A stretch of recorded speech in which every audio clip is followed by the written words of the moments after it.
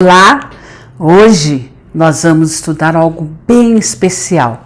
Na aula anterior, nós vimos como o batismo e a ceia do Senhor têm um lugar muito especial no culto, pois são testemunho de nossa fé cristã e também são ordenanças que Deus deixou para nós. Através do batismo e da ceia do Senhor, nós podemos honrar ao nosso Deus, que é o Deus de nossa vida. Mas hoje, como é um dia muito especial, e eu quero parabenizar a todas as mães, pois é o Dia das Mães, muitas igrejas aproveitam essas datas para expressar a gratidão a Deus, no caso, hoje, pelas mães.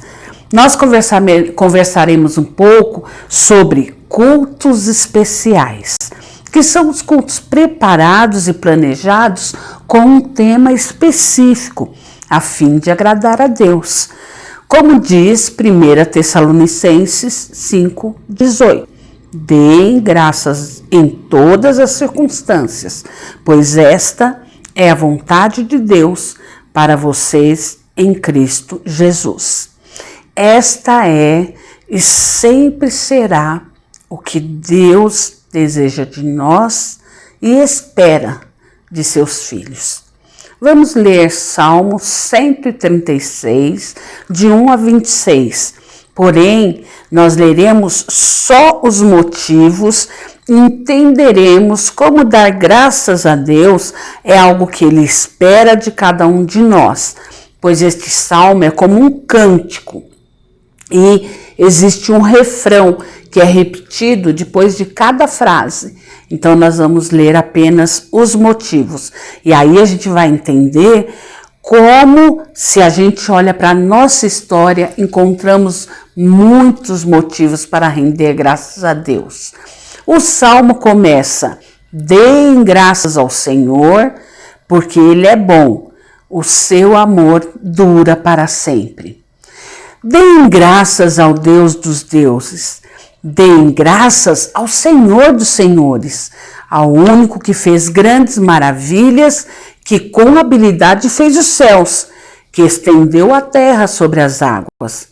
Aquele que fez os grandes luminares, o sol para governar o dia, a lua e as estrelas para governarem a noite. Aquele que matou os primogênitos do Egito e tirou Israel do meio deles com mão poderosa e braço forte. Aquele que dividiu o mar vermelho e fez Israel atravessá-lo, mas lançou o faraó e o seu exército no mar. Aquele que conduziu seu povo pelo deserto, que feriu grandes reis e matou reis poderosos, Seom, rei dos amorreus, Og, rei do Bazã, e deu a terra deles como herança ao seu servo Israel. Aquele que se lembrou de nós quando fomos humilhados e nos livrou dos nossos adversários. Aquele que dá alimento a todos os seres vivos. E o salmo termina: deem graças ao Deus dos deuses, o seu amor dura para sempre. Todos os cultos que fazemos para adorar a Deus são especiais e merecem o nosso melhor. Mas, às vezes, queremos fazer um culto por algum fato marcante na vida, como um casamento, aquisição de um bem há muito desejado, datas específicas como hoje, Dia das Mães, ou Dia dos Pais, ou Dia da Bíblia. Quando decidimos cultuar por algo específico, não quer dizer que estamos cultuando aquela coisa em si. Estamos, em primeiro lugar, reconhecendo que Deus é o responsável por aquela bênção. Então, nós estamos cultuando a Deus por ter recebido tal bênção. Seja pela vida ou pela morte, pela cura ou pela enfermidade. O que importa é que Deus sempre seja louvado. A primeira coisa que deve ocupar nosso pensamento é a questão da centralidade do culto. Quando você cultua, você está pensando em agradar a Deus ou agradar aos homens? No culto moderno, há muito antropocentrismo. Todos buscam coisas que agradem as pessoas a fim de ficarem e aumentarem aquela igreja específica. A obra de Deus vai crescer saudavelmente à medida que for feita dia a dia para agradar a Deus. Quando temos este foco, este propósito de agradar a Deus, Deus é quem vai dando crescimento. O salmo que introduzimos na aula fala de muitas coisas reais que aconteceram com pessoas específicas à frente. Porém, não houve um agradecimento especial, por exemplo, a Moisés, por liderar o povo de Israel através do Mar Vermelho, mas sim um agradecimento a ele por ser submisso a Deus e tornar possível que vivenciasse aquele milagre. Então, o que a gente tem que ter é gratidão no coração por pessoas que se colocam nas mãos de Deus para ser usado. Nunca enaltecer o servo, mas sempre enaltecer o Senhor.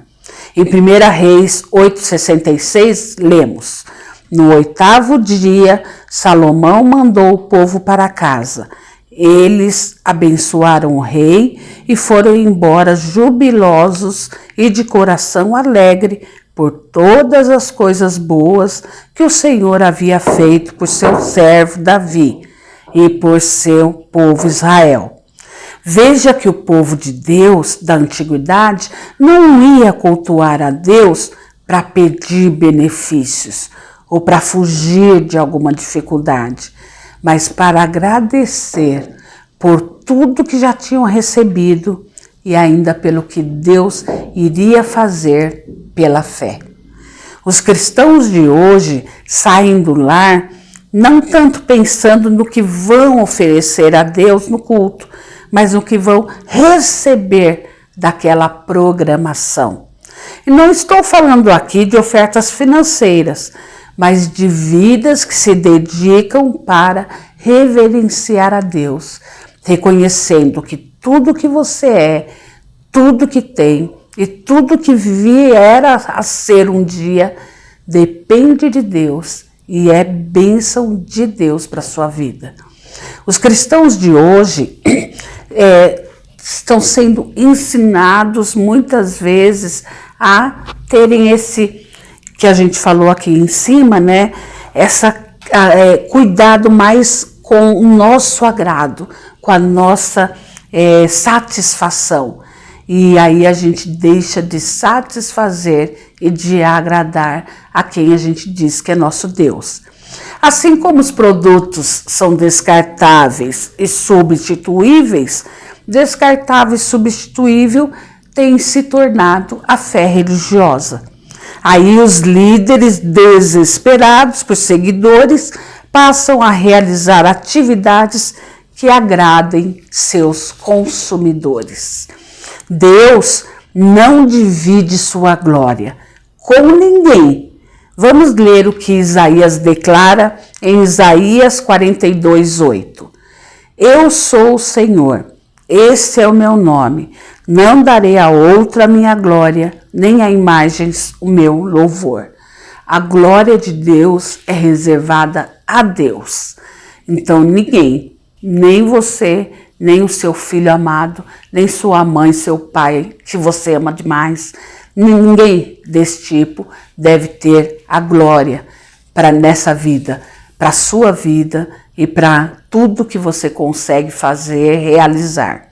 As pessoas podem ser elogiadas por grandes feitos ou qualquer contribuição que seja, mas jamais devemos esquecer quem dá condições e vida para tais realizações. João 2, por exemplo, registra o primeiro casamento. Sabemos que os noivos são as peças centrais de um casamento, mas em um determinado momento, no momento de necessidade, o Senhor Jesus ocupou o centro das atenções. Ele poderia ter sido o centro das atenções desde o princípio e até o final. Então, entendemos que todos os acontecimentos na vida do cristão são devidos ao Senhor. E é agradável a Ele que comemoremos nossas vitórias, nossas lutas e coloquemos a seus pés as nossas dificuldades com a mesma fé. Um culto pode ter razões diferentes para a realização, mas jamais o objetivo central deve ser mudado.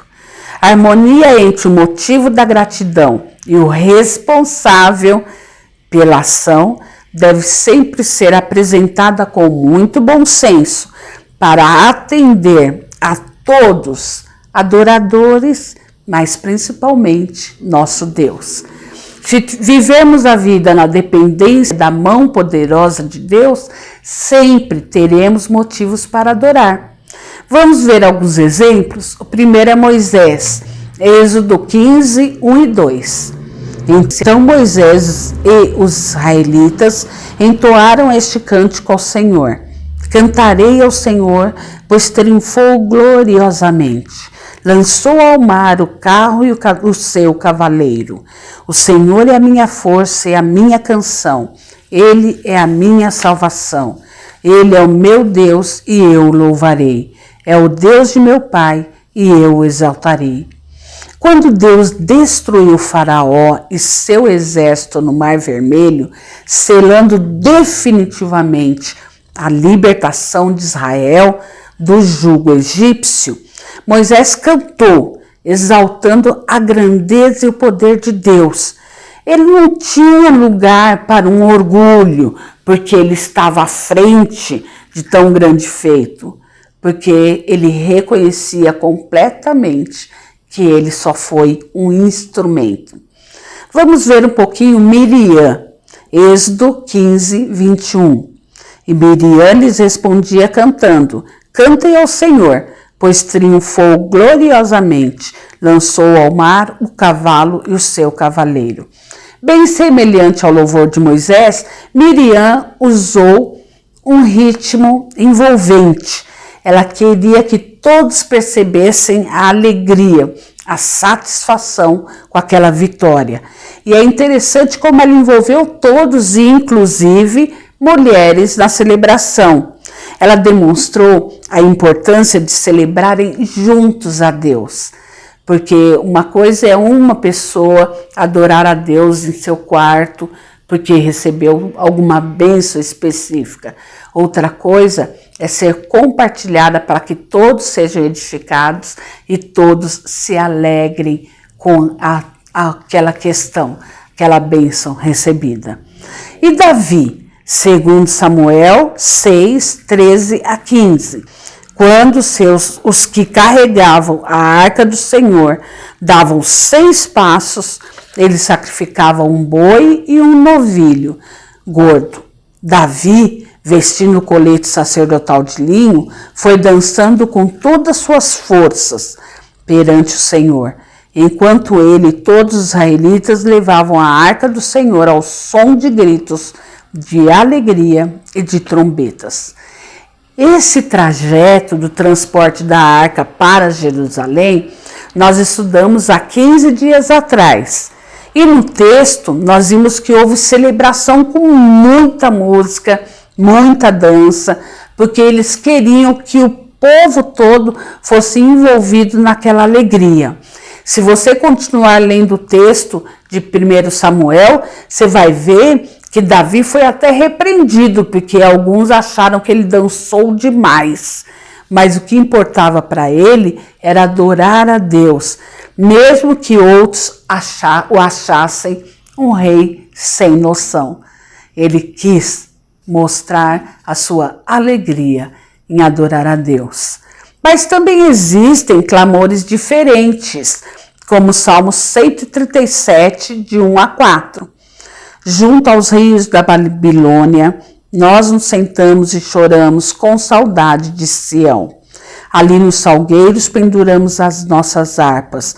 Ali os nossos captores pediam-nos canções. Os nossos opositores exigiam canções alegres, dizendo: cantem para nós uma das canções de Sião. Como poderíamos cantar as canções do Senhor numa terra estrangeira? Nos momentos difíceis, o povo de Deus também cantava, mas era uma canção triste, era uma canção de lamento. Nunca deixaram de reconhecer que Deus estava no controle de tudo, mesmo num exílio, mesmo quando foram capturados. A canção de lamento é quando você abre, derrama seu coração para Deus. Então você canta crendo, se for uma música que tem letra de promessa, crendo que aquela promessa pode realizar em sua vida. E se for uma música de exaltação a Deus, você crê que esse Deus é grande e Ele vai restaurar toda a situação difícil. Depois desses exemplos, nós vimos que felizes ou tristes, Deus deve sempre ser louvado. Agora, a adoração, ela deve ser também didática e edificante. Nós vamos ver com Pedro e Paulo 2 exemplos onde aproveitaram a oportunidade que surgiu e conseguiram pregar o evangelho a muitos que ainda não conheciam a salvação de Cristo. Independente do motivo do culto, sempre a salvação que Jesus Cristo conquistou na cruz deve ser anunciada. Primeiro exemplo é Pedro, no dia de Pentecostes, em Atos 2, 38 e 39. Pedro respondeu: arrependam-se e cada um de vocês seja batizado em nome de Jesus para perdão dos seus pecados e receberão o dom do Espírito Santo, pois a promessa é para vocês, para os seus filhos e para todos os que estão longe, para todos quantos o Senhor, o nosso Deus, chamar. A festa de Pentecostes era de um povo que conhecia a história. Então eles sabiam dos milagres que Deus tinha feito, mas não conheciam a salvação em Jesus. Por isso, Pedro contou tudo o que viveu e sabia até o momento, depois de dissertar sobre a história que bem conheciam. Partiu de onde estavam para chegar até onde o pregador queria. Chegou no principal, Jesus. Esse era o clímax da mensagem de Pedro. E também Paulo no Areópago de Atenas. Atos 17, 23 e 24. Pois andando pela cidade, observei cuidadosamente seus objetos de culto e encontrei ali um altar com esta inscrição: ao Deus desconhecido. Ora, o que vocês adoram, apesar de não conhecerem, eu lhes anuncio. Deus que fez o mundo e tudo que nele há é o Senhor do céu e da terra, e não habita em santuários feitos por mãos humanas. Ele não é servido por mãos de homens, como se necessitasse de algo, porque ele mesmo dá a todos a vida, o fôlego e as demais coisas. Paulo aproveitou a religiosidade pagã daquele povo e conseguiu, começando de novo onde o povo estava, ensinar apologeticamente Jesus Cristo. No fim, a gratidão é o sentimento responsável pela realização de cultos de adoração a Deus. Sempre quando somos gratos pelo sacrifício de Jesus, gratos por tudo que Deus tem nos dado até hoje, nós conseguimos transmitir isso através de nossos cultos, de nossas conversas, da nossa vida.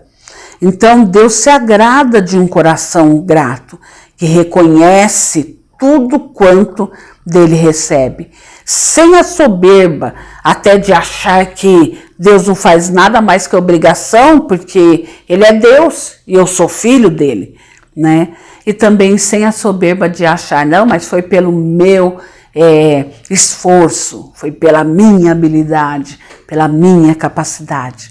Que busquemos um coração grato diariamente.